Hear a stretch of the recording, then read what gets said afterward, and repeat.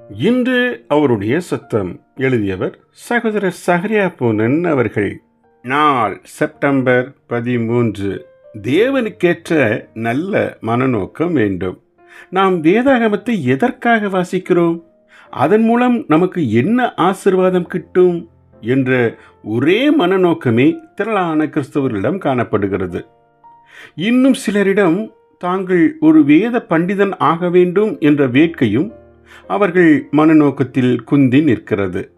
மிக சொற்பமானவர்களே வேத வாக்கியத்தில் தேவனுடைய சித்தத்தை அறிந்து பின்பு அதை நிறைவேற்றி தங்கள் ஜீவியத்தில் தேவனை மகிமைப்படுத்த வேண்டும் என்ற நோக்கத்தோடு வேத வசனத்தை வாசிக்கிறார்கள். நாம் எதற்காக ஜெபிக்கிறோம்? அதிகபட்சத்தில் நமக்கென விசேஷித்த ஆசீர்வாதங்களை பெற்றுக்கொள்ளும்படி ஜெபிக்கிறோம். தேசத்தில் கர்த்தருடைய ஊழியம் செழித்து அவருடைய நாமம் மகிமைப்பட வேண்டும் என்ற ஏக்கத்தோடு ஜெபிக்கும் விசுவாசிகள் மிக சொற்பமே இருக்கிறார்கள்.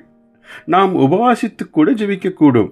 ஆனால் என்ன நோக்கத்திற்காக நாம் உபவாசிக்கிறோம் என என்றைக்காவது நம் நோக்கத்தை நாம் ஆராய்ந்ததுண்டா?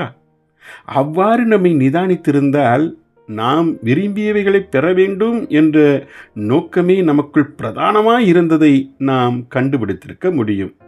ஒருவேளை நம்முடைய விருப்பம் நான் பரிசுத்த ஆவியினால் நிரப்பப்பட வேண்டும் என்ற ஆவிக்குரிய விருப்பமாக கூட இருக்கலாம். ஆனால் அந்த விருப்பத்தின் மனநோக்கம் கூட நான் கர்த்தரால் வல்லமையாய் உபயோகிக்கப்பட வேண்டும் என்ற சுயநல நோக்கமே அல்லாமல் தேவன் யாரை கொண்டாயிலும் தம்முடைய ஊழியத்தை செழித்திடச் செய்ய வேண்டும் என்ற பரந்த நோக்கமே இல்லை. நாம் நாடுவது நல்லதாகவே இருந்தாலும் அதில் காணும் சுயநலமே ஆகும். நாம் எதற்காக பாடுகிறோம்? பாடல் வரம் பெற்ற அநேகர் தனிப்பாடல் பாடுவதுண்டு. ஆனால் இவர்களில் எத்தனை பேர் நேர்மை உள்ளத்தோடு நான் எனக்கென்று யாதொரு மகிமையும் தேடாமல் ஆண்டவருடைய மகிமையை மாத்திரமே தேடினேன் என கூற முடியும்? நம் மன நோக்கங்கள் செம்மையாய் சீர்திருந்த மனம் திரும்புவோமாக. ஜெபிப்போமா. எங்கள் பரலோக தந்தையே, எங்கள் நல்ல ஆவிக்குரிய செயலிலும் சுயநல மனநோக்கம் மண்டியுள்ளதே.